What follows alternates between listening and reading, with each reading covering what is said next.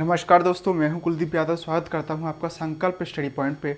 दोस्तों, जैसा कि आपको पता होगा कि हमारे इस चैनल पे यूपीएसआई की मैराथन लगातार चली रही है। आपका यूपी टेट की क्लासें भी चल रही हैं और इसके साथ ही साथ हम लोग जो है आज से करंट अफेयर्स की मैराथन लेके आए हैं, जिसमें आपके पिछले 6 महीने में जुड़े हुए आपके जो क्वेश्चंस होंगे उन क्वेश्चंस को हम लोग आपको सॉल्व कराएंगे और उससे जुड़े हुए बहुत सारे जो हमारे इंपॉर्टेंट फैक्ट्स होंगे उनको हम लोग सॉल्व करेंगे। ओके दोस्तों, तो चलिए स्टार्ट करते हैं। तो हमारा पहला क्वेश्चन है इलेक्ट्रिक व्हीकल सिटी। तो भारत में सबसे पहले अभी तक जो है हाल ही में पीएम के द्वारा ये उद्घोषणा की गई है कि भारत का एक क्षेत्र है, इसको हम लोग कहते हैं केवड़िया। इस केवड़िया क्षेत्र में भारत की पहले इलेक्ट्रिक व्हीकल सिटी को बनाया जाएगा या फिर इसको इस तरीके से डेवलप किया जाएगा। इलेक्ट्रिक व्हीकल सिटी के तौर पे इसको डेवलप किया जाएगा। किसको? केवड़िया को। और आपसे प्रश्न पूछा जाएगा कि ये केवड़िया ये भारत के कौन से राज्य में पड़ता है? तो ये आपका पड़ता है गुजरात में पड़ता है। तो भारत की पहली इलेक्ट्रिक व्हीकल सिटी कहाँ पर बनाई जा रही है? केवड़िया, गुजरात में बनाई जा रही है। और इसका जो विमोचन किया है वो किसके द्वारा किया गया है? प्रधानमंत्री नरेंद्र मोदी के द्वारा किया गया है। अगले प्रश्न पे आते हैं। पेट्रोल में कितने प्रतिशत इथेनॉल सम्मिश्रण के लक्ष्य को प्राप्त करने की समय सीमा 5 साल कम करके 2025 कर दी गई है? अभी हाल ही में जैसे ही पेट्रोल के दाम जो है आसमान छू रहे हैं, इसके साथ ही साथ प्रधानमंत्री के द्वारा यह घोषणा की गई कि पेट्रोल और इथेनॉल दोनों के मिश्रण को ईंधन के तौर पर प्रयोग किया जाएगा। तो इसी में भारत सरकार ने जो इथेनॉल के जो प्रोडक्शन था, उस प्रोडक्शन की जो लिमिट थी या कह सकते हैं समय सीमा थी, उस समय सीमा को कम कर दिया है। और कितना कर दिया है? तो वो 5 साल कम करके 2025 कर दिया है। तो उस सम्मिश्रण में इथेनॉल की मात्रा कितनी है वो पूछा गया हमें इस क्वेश्चन में। तो उस इथेनॉल की हमारी मात्रा होगी 20%। और वहीं आपसे कुछ और इससे जुड़े हुए फैक्ट पूछ लिए जाएं कि जैसे आपका जो इथेनॉल होता है, इसका फॉर्मूला क्या होता है? तो इथेनॉल का हमारा फॉर्मूला होता है CH3CH2OH। क्या होता है हमारा इथेनॉल का फॉर्मूला? CH3CH2OH। वहीं अगर वर्तमान में इसका प्रोडक्शन कितना है भारत में? वर्तमान में इथेनॉल का कितना प्रोडक्शन है? तो अभी हाल ही में इसका प्रोडक्शन है 700 करोड़ लीटर। 700 करोड़ लीटर। और इसका जो लक्ष्य भारत सरकार ने रखा है वो है 1500 करोड़ लीटर। और ये जो परियोजना है या ये जो कार्य किया जा रहा है, ये आत्मनिर्भर भारत अभियान के तहत किया जा रहा है। और इसके साथ ही साथ किसानों की आय को दोगुना करने के लिए भी इस क्षेत्रों में काम किया जा रहा है। वहीं प्रश्न हमारा उठता है कि ये जो इथेनॉल है ये किससे प्राप्त होता है? तो अगर हम इथेनॉल की बात करें तो ये गेहूं, गन्ना व मक्का से प्राप्त होता है। ओके दोस्तों, तो पेट्रोल में कितने प्रतिशत इथेनॉल सम्मिश्रण को प्राप्त करने की समय सीमा को 5 साल कम करके 2025 कर दिया गया है। तो इसी क्वेश्चन में आपके बहुत सारे क्वेश्चन आपके बन सकते हैं। तो पहला चीज़ है, तो समय सीमा को कितने साल कम कर दिया गया? तो 5 साल कम कर दिया गया है। और कितना रखा गया है? वो 2025 रखा गया है। उस सम्मिश्रण में पेट्रोल की मात्रा कितनी रहेगी और इथेनॉल की मात्रा कितनी रहेगी? तो पेट्रोल कितना 80% और इथेनॉल कितना हमारा 20% रहेगा। इसके साथ ही आपका वर्तमान में इथेनॉल का प्रोडक्शन कितना है इंडिया में? तो 700 करोड़ लीटर है। वहीं इसका जो लक्ष्य रखा गया वो कितना है? 1500 करोड़ लीटर है। वहीं इस इथेनॉल का फॉर्मूला क्या होता है? CH3CH2OH। वहीं ये किससे प्राप्त होता है? तो आपका गेहूं, गन्ना और मक्का से ये प्राप्त होता है। अगले प्रश्न पे आते हैं। नौसेना के हाइड्रोग्राफिक सर्वेक्षण वाले किस जहाज को 40 वर्ष की सेवा के बाद में रिटायर कर दिया गया है। नौसेना के किस हाइड्रोग्राफिक सर्वेक्षण वाले किस जहाज को 40 वर्ष की सेवा के बाद रिटायर कर दिया गया है? तो इसका नाम है INS संध्यायक J18। क्या नेम है इसका? INS संध्यायक J18। ये जो INS संध्यायक है, इसकी अगर लंबाई की बात की जाए तो ये 88 मीटर लंबा है, और इसके साथ ही साथ इसको इसको नौसेना में जो शामिल करने का जो टाइम पीरियड था, नौसेना में इसको शामिल किया गया था 14 मार्च 1981 में।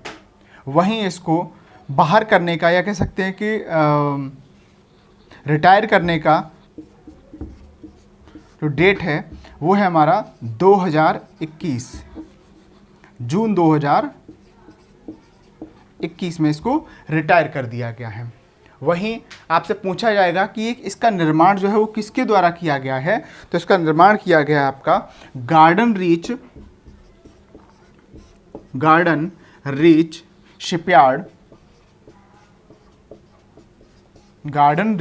शिपयार्ड एंड इंजीनियर्स लिमिटेड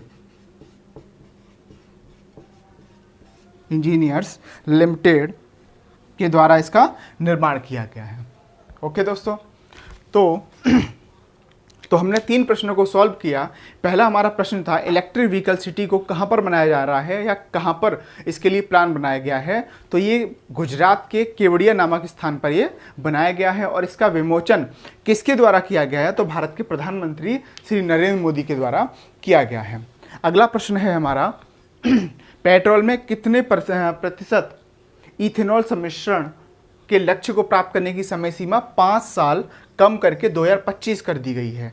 तो कितने परसेंट इथेनॉल के सम्मिश्रण को? तो 20% है। वहीं इथेनॉल हमें किससे प्राप्त होता है? गेहूं, गन्ना और मक्का से प्राप्त होता है। इसका अगर हम लोग केमिकल फॉर्मूला देखें तो क्या होता है? CH3CH2OH होता है। इसके साथ ही वर्तमान में इसका जो प्रोडक्शन है, इसका जो उत्पादन है वो कितना है? 700 करोड़ लीटर है, और इसका जो लक्ष्य रखा गया है वो कितना है? 1500 करोड़ लीटर इसका लक्ष्य रखा गया है। इसके साथ ही साथ नौसेना के कौन से हाइड्रोग्राफिक सर्वेक्षण जहाज को 40 वर्ष की सेवा के बाद रिटायर कर दिया गया है? तो हमारा वो प्रश्न कौन सा, क्या आंसर है इसका? INS संध्यायक J18 करके इसका नाम दिया गया है, और इसकी जो लंबाई है वो कितनी है? 88 मीटर है। इसको शामिल किया गया है कब? 14 मार्च 1981 को शामिल किया गया था, और जून 2021 में इसको रिटायर कर दिया गया है। अगर वहीं इसके निर्माण की बात की जाए तो इसका निर्माण जो है garden reach shipyard and engineer limited के द्वारा किया गया है। ओके दोस्तों, आगे बढ़ते हैं, आगे आते हैं दोस्तों। अगला प्रश्न है हमारा कि मुख्यमंत्री अनुप्रति कोचिंग योजना ये कौन से राज्य में चालू की गई है? जो कि EWS आर्थिक रूप से पिछड़े हुए लोग, SC, ST और OBC, इन सभी के लिए ये योजना लागू की गई है। तो ये भारत के किस राज्य में ये लागू की गई है? तो हमारा इसका आंसर होगा राजस्थान। मुख्यमंत्री अनुप्रति कोचिंग योजना जो है वो कहाँ पर लाई गई है? राजस्थान में लाई गई है। इसके साथ ही आपसे एक और प्रश्न बन सकता है कि मुख्यमंत्री अभ्युदय योजना ये कहाँ पर लाई गई है? तो मुख्यमंत्री अभ्युदय योजना जो है वो उत्तर प्रदेश में लाई गई है, जो SC, ST, OBC और EWS जो आर्थिक रूप से पिछड़े हुए लोग हैं, इनको सरकारी नौकरी के लिए तैयारी कराने के लिए उत्तर प्रदेश सरकार का ये कार्य है। ओके दोस्तों, तो अनुप्रति कोचिंग योजना कहाँ पर लाई गई है? राजस्थान में लाई गई है। अगला प्रश्न है रणजीत सिंह दिसाले। ये जो व्यक्ति हैं ये अपने आप में ही बहुत ही अलग हैं, और अभी हाल ही में इनके बारे में हम लोग एक सिरे से देखते हैं। तो रणजीत सिंह दिसाले, अगर प्रोफेशन की बात की जाए तो ये एक सरकारी अध्यापक हैं। किस राज्य में है भारत के? तो महाराष्ट्र में है।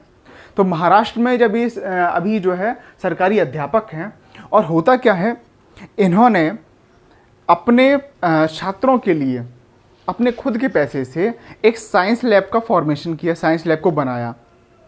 इसके साथ ही साथ इन्होंने बच्चों को पढ़ने में सुविधा हो, इसके लिए इन्होंने क्या किया, उन बुक्स पे क्यूआर कोड डाल दिया, उन बुक्स पे क्यूआर कोड लगा दिया।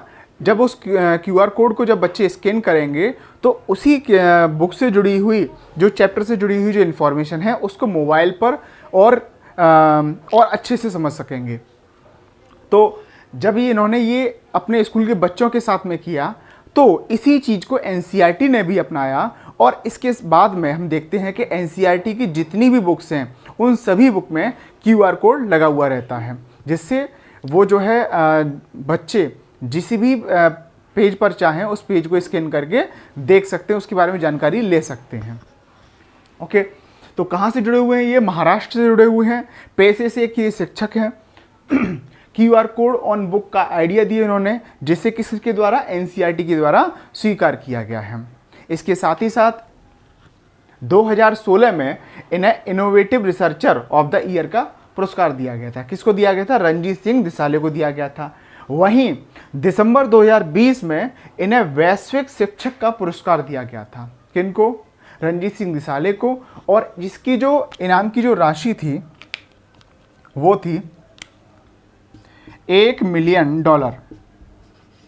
$1 मिलियन, जिसको इन्होंने अपने स्कूल के जो बच्चे थे उनको ही दान कर दिया। और शिक्षा अभी हुआ क्या, हाल ही में 4 जून को इन्हें वर्ल्ड बैंक के, विश्व बैंक के वैश्विक शिक्षा सलाहकार के रूप में नॉमिनेट किया गया है। किसके? शिक्षा सलाहकार के पद पर लाया गया है। कहाँ पर? विश्व बैंक में, वर्ल्ड बैंक में इन्हें वैश्विक शिक्षा सलाहकार के पद पर इन्हें नॉमिनेट किया गया है। किसको? रणजीत सिंह दिसाले को।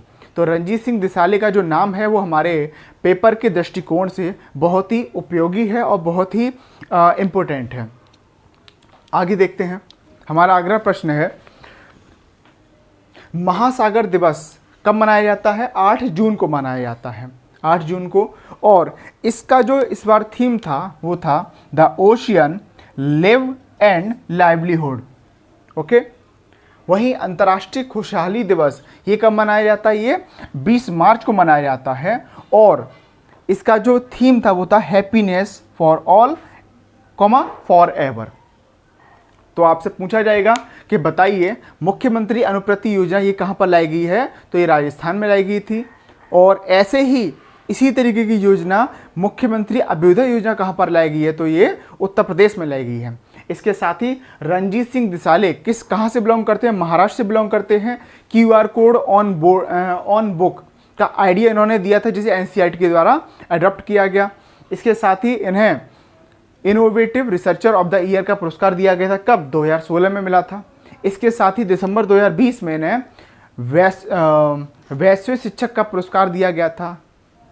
और अभी हाल ही में जून में इन्हें वैश्विक शिक्षा सलाहकार के तौर पर विश्व बैंक के सदस्यों में शामिल किया गया है।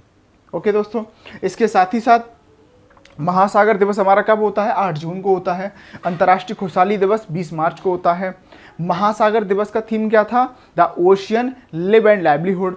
वहीं अंतर्राष्ट्रीय खुशहाली दिवस का हैप्पीनेस फॉर ऑल हमारा। दोस्तों आते हैं हम अपने अगले प्रश्न पे। तो हमारा अगला प्रश्न है परफॉर्मेंस ग्रेडिंग इंडेक्स। तो परफॉर्मेंस ग्रेडिंग जो इंडेक्स है वो कौन सा वाला लाया गया है अभी? तो वो लाया गया है 2019 और 20 वाला लाया गया है। और आपसे पूछा जाएगा कि ये परफॉर्मेंस ग्रेडिंग जो है ये किससे संबंधित है? तो जितने भी हमारे सरकारी स्कूल हैं इनके प्रदर्शन से संबंधित है आपका ये। तो और इसके लिए कितने मानक बनाए गए हैं? इसके लिए 70 मानक बनाए गए हैं, 70 मानक बनाए गए हैं, जिन पर इन स्कूलों को चेक किया जाता है। ओके, और तो कितने 70 मानकों पर आधारित है ये, और इसमें स्कूलों के प्रदर्शन से ये चीज़ जुड़ी हुई है। और आपसे पूछा जाएगा कि इस वर्ष की ये कौन सी रिपोर्ट है, तो परफॉर्मेंस ग्रेडिंग जो रिपोर्ट है आपका या इंडेक्स है वो आपका कौन सा है, 3rd नंबर का है इस साल का। ओके, कौन सा है, 3rd नंबर का, ठीक है, जिसमें कौन सा शामिल किया गया है, 19 और 20 को शामिल किया गया है। और इसी के साथ ही साथ परफॉर्मेंस ग्रेडिंग ऐप में इंडेक्स में स्टेट्स को उनके रैंक दी गई है, उनके मार्क्स के बेसिस पे उनको ग्रेडिंग दी गई है। तो जो PGI 10 जिन जिन राज्यों को मिले हैं वो है हमारे अंडमान निकोबार, आंध्र प्रदेश, मणिपुर, पुडुचेरी, पंजाब और तमिलनाडु। इन 1 2 3 4 5 6 इन 6 स्टेट्स को जो है 10 PGI मिली है। और इसके साथ ही साथ इसमें कितने 33 स्टेट व यूटी को शामिल, यूनियन टेरिटरी को शामिल किया गया है। ओके दोस्तों, तो कितने मानकों पर आधारित है आपका परफॉर्मेंस ग्रेडिंग, आपका 70 मानकों पर आधारित है। किससे जुड़ा हुआ है, स्कूलों के प्रदर्शन से जुड़ा हुआ है। इसके साथ ही साथ कौन कौन से, अंडमान निकोबार आपका, आंध्र प्रदेश, मणिपुर, पुडुचेरी, पंजाब और तमिलनाडु, ये कितने हैं, 6 राज्य जो है इसमें 10 ग्रेडिंग पर आए हैं। इसके साथ ही साथ ये इस साल की कौन से नंबर की ग्रेडिंग इंडेक्स रिपोर्ट है आपकी, तो ये 3rd नंबर की है। ओके दोस्तों, आगे चलते हैं। ग्राम उजाला कार्यक्रम होता क्या है कि अभी हाल सरकारों के द्वारा, अभी जब से ये मोदी सरकार आई है या उससे पहले भी सरकारों के द्वारा ऊर्जा के बचत पर बहुत ज़्यादा ध्यान दिया जा रहा है। और इन्हीं चीज़ों को लेकर उत्तर प्रदेश भारत सरकार के द्वारा एक कार्यक्रम चलाया गया है जिसे क्या कहा जाता है, ग्राम उजाला कार्यक्रम, जिसके तहत प्रत्येक घर में 10 रुपये का LED बल्ब प्रत्येक घर को दिया जाएगा। कितने का, 10 रुपये का LED बल्ब, जो हम लोग मार्केट में लेने जाते हैं तो समथिंग 100 रुपये का मिलता है, जो वो कहाँ पर मिलेगा, 10 रुपये का मिलेगा। और इसके लिए कितने का लक्ष्य रखा गया है, 60 करोड़ बल्ब देने का लक्ष्य रखा गया है। किसके द्वारा, भारत सरकार के द्वारा रखा गया है। जिससे होगा क्या कि एनर्जी की बचत होगी, ग्रामीण क्षेत्रों में जो है इनका सबसे ज़्यादा उपयोग किया जा सकेगा।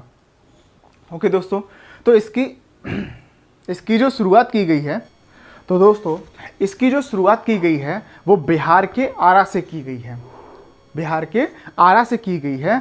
और इसके प्रथम चरण में 5 जिलों को शामिल किया गया है, जो कि भारत के 5 अलग अलग प्रांतों से हैं। तो जिनमें पहला है आपका वाराणसी है, कहाँ से, उत्तर प्रदेश से। दूसरा है नागपुर, कहाँ से, महाराष्ट्र से है। तीसरा विजयवाड़ा आंध्र प्रदेश से है।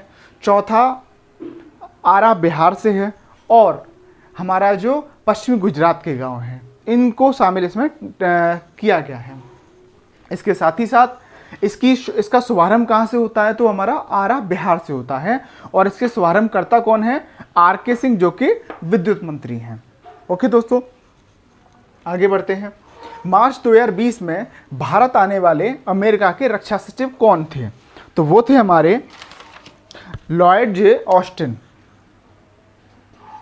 लॉयड जे ऑस्टिन,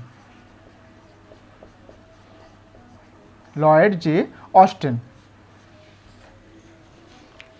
ओके दोस्तों, तो परफॉर्मेंस ग्रेडिंग 19-20 में आपके 10 PGI वाले कितने राज्य हैं, कितने राज्य या किन शासित प्रदेश हैं, तो 6 हैं आपका। कौन कौन सा है आपका, सबसे पहला है अंडमान निकोबार, आंध्र प्रदेश, आपका मणिपुर, पुडुचेरी, पंजाब और तमिलनाडु। इसके साथ ही साथ इसमें टोटल कितने स्टेट्स व यूनियन टेरिटरी को शामिल किया गया है, तो 33 स्टेट्स व यूनियन टेरिटरी को शामिल किया गया है। और ये कौन से नंबर की ग्रेडिंग थी, हमारी 3rd नंबर की थी, जिसमें 70 मानकों को शामिल किया गया है। और ये स्कूलों के प्रदर्शन से संबंधित है। ग्राम उजाला कार्यक्रम की बात की जाए तो ग्राम उजाला कार्यक्रम के अंतर्गत कितने रुपए में LED बल्ब ग्रामीण क्षेत्रों में बांटा जाएगा, तो वो 10 रुपए में एक LED बल्ब को दिया जाएगा। और इसका जो टारगेट बनाया गया है वो कितना, 60 करोड़ LED बल्ब को डिस्ट्रीब्यूट करने का टारगेट बनाया गया है। इसके साथ ही इसकी शुरुआत कहाँ से करी गई है, तो बिहार के आरा से इसकी शुरुआत की गई है। और इसके प्रथम चरण में अन्य कौन कौन से क्षेत्र शामिल किए जाएंगे, तो पहला है आपका वाराणसी, दूसरा है नागपुर, तीसरा विजयवाड़ा, चौथा पार्ट है आपका गुजरात के गांव, पश्चिमी गुजरात के गांव, और अंतिम है आपका जहां पे इसका शुभारंभ हुआ वो है आरा बिहार। इसके साथ ही आपसे पूछा जाएगा कि इसका शुभारंभ किसके द्वारा किया गया है, तो आर.के. सिंह जो विद्युत मंत्री हैं उनके द्वारा किया गया है। ओके दोस्तों, इसके साथ ही साथ 10 मार्च 2020 में भारत आने वाले अमेरिका के रक्षा सचिव कौन थे? मार्च 2021 में, सॉरी 20 नहीं, मार्च 2021 में भारत आने वाले अमेरिका के रक्षा सचिव कौन थे? तो वो लॉयड जे ऑस्टिन थे। आगे आते हैं दोस्तों, आगे बढ़ते हैं। अगला हमारा है विश्व जल दिवस जो है हमारा कब मनाया जाता है? तो विश्व जल दिवस हमारा मनाया जाता है 22 मार्च को, और 22 मार्च 2021 को इसका जो थीम था वो था वैल्यूइंग वाटर। अगर आपसे पूछा जाए कि विश्व जल दिवस को मनाने की शुरुआत जो है वो कब से हुई है, तो इसका जो स्टार्टिंग होती है वो रियो सम्मेलन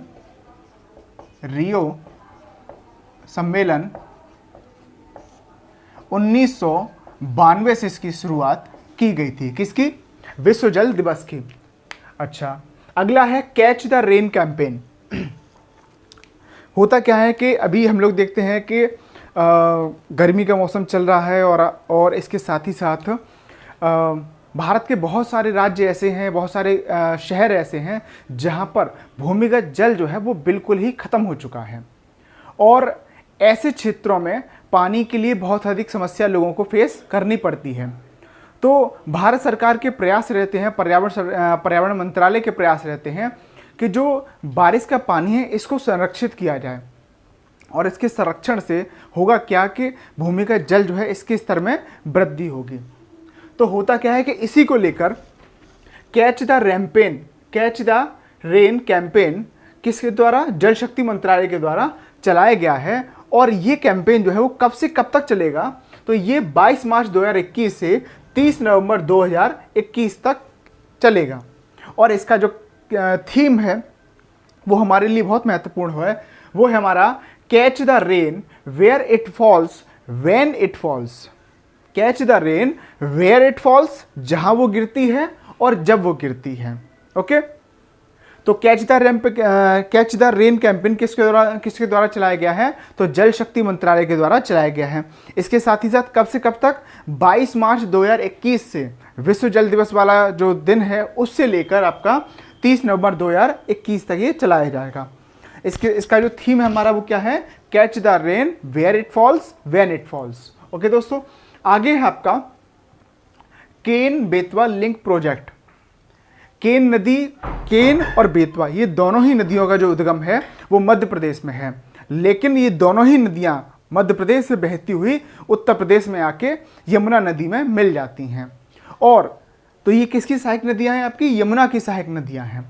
इसके साथ ही और होता क्या है कि इन नदियों को जोड़ा जा रहा है, एक नहर के द्वारा इन दोनों नदियों को जोड़ा जाएगा। केन का जो वाटर है,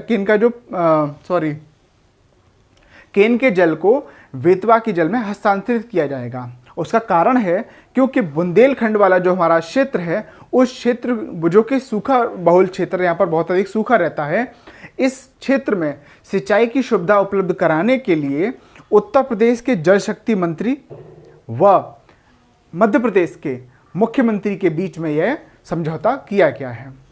देखते हैं आगे। तो यूपी के जल शक्ति मंत्री व एमपी के सीएम के बीच इन नदियों को जोड़ने के लिए समझौता किया गया है। और इसका जो उद्देश्य है वो क्या है? बुंदेलखंड क्षेत्र में सिंचाई की सुविधा को उपलब्ध कराना, जो कि वहाँ पर नहीं है और सूखा बहुल क्षेत्र है वो, और कह सकते हैं उत्तर प्रदेश का पिछड़ा हुआ क्षेत्र है वो। अच्छा, अगर इसकी में बात की जाए तो किस नदी का जल किस में हस्तांतरित किया जाएगा? तो केन के जल को बेतवा में हस्तांतरित किया जाएगा। इसके साथ ही केन और बेतवा ये दोनों ही नदियां किसकी सहायक नदी हैं? यमुना की।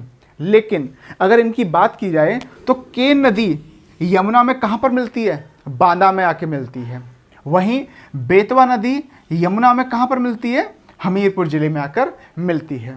ओके, इसके साथ ही साथ आपसे पूछा जाएगा कि राजघाट, परीक्षा और माता टीला, ये तीनों बांध जो है वो किस नदी पर हैं? तो वो बेतवा नदी पर हैं। और इसके साथ ही पन्ना बाघ अभ्यारण्य जो है इसके मध्य से कौन सी नदी गुजरती है? तो उस नदी का नाम है हमारा केन नदी। ओके दोस्तों, तो विश्व जल दिवस कब मनाया जाता है हमारा? वो मनाया जाता है 22 मार्च को। इसका थीम क्या था हमारा? Valuing the water. और इसकी शुरुआत कब होती है? रियो सम्मेलन 1992 से इसकी शुरुआत होती है। इसके साथ ही कैच द रेन कैंपेन किसके द्वारा लाया गया है? जल शक्ति मंत्रालय के द्वारा लाया गया है, जिसके हेड कौन है या जिसके मंत्री कौन है? वो है हमारे गजेंद्र सिंह शेखावत। कौन है? गजेंद्र सिंह शेखावत। किसके? जल शक्ति मंत्रालय के मंत्री हैं हमारे ये। और 22 मार्च 2021 से 30 नवंबर 2021 के मध्य में ये हमारा कैंपेन चलाया जाएगा, और जिसका थीम है हमारा catch the rain where it falls and when it falls. अच्छा, इसके साथ ही केन बेतवा लिंक प्रोजेक्ट, ये कौन कौन से राज्यों के मध्य है? तो ये एमपी और यूपी के मध्य है। और इसके साथ ही इसका लक्ष्य क्या है? बुंदेलखंड वाले जो क्षेत्र हैं उन क्षेत्रों को सिंचित करना। इसके लिए दो नदियों को क्या किया गया? लिंक किया गया, जोड़ा गया है। और इन दोनों को किसके द्वारा? एक नहर के द्वारा कनेक्ट किया जाएगा। और ये दोनों ही नदियां, इनका उद्गम मध्य प्रदेश में है तथा इनका जो उद्गम मध्य प्रदेश में है तथा इनका जो आउटफ्लो है वो हमारा उत्तर प्रदेश में है। ये दोनों यमुना की सहायक नदियां हैं। केन नदी बांदा में, उत्तर प्रदेश में बांदा में आपकी यमुना में मिलती है। वहीं बेतवा नदी हमीरपुर जिले में, उत्तर प्रदेश में हमीरपुर जिले में यमुना में आकर मिलती है। इसके साथ ही किसके जल को किस में ट्रांसफर किया जाएगा? तो केन के जल को बेतवा नदी में हस्तांतरित किया जाएगा। बेतवा नदी पे कौन कौन से आपके बांध हैं? तो राजघाट, परीक्षा और माता टीला। वहीं पन्ना बाघ अभ्यारण्य जो है वो, उसमें से कौन सी नदी गुजरती है? तो केन नदी इसमें से होकर गुजरती है। आगे आते हैं दोस्तों, अपनी वीडियो को हम लोग यहीं पर समाप्त करते हैं। ओके दोस्तों, तो चैनल को सब्सक्राइब कीजिए, वीडियो को लाइक कीजिए और शेयर कीजिए दोस्तों। नमस्ते।